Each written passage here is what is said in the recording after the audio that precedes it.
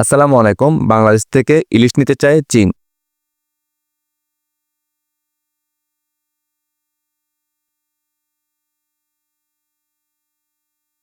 বাংলাদেশের জাতীয় মাছ ইলিশ আমদানির প্রতি আগ্রহ প্রকাশ করেছে চীন।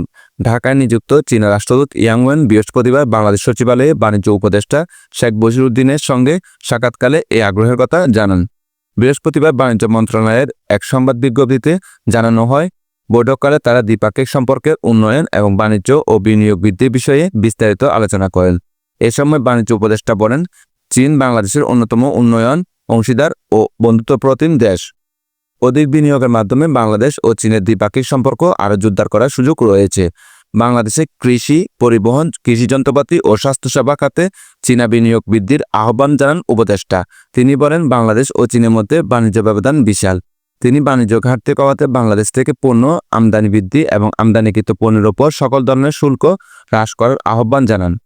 বাংলাদেশে চীনা বিনিয়োগের প্রয়োজনীয়তা উল্লেখ করে শেখ বশিরউদ্দিন বলেন, এদেশে ট্রাক উৎপাদন, কারখানা স্থাপন এবং কৃষির আধুনিকীকরণে বিনিয়োগ উভয় দেশের জন্যই সুফল বয়ে আনবে।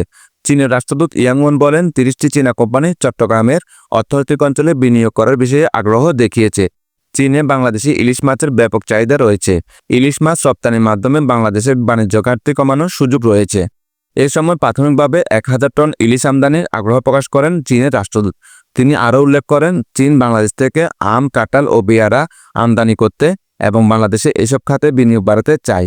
বাণিজ্য মন্ত্রণালয়ের অতিরিক্ত সচিব মোহাম্মদ আব্দুর রহিম খান এ সময় উপস্থিত ছিলেন।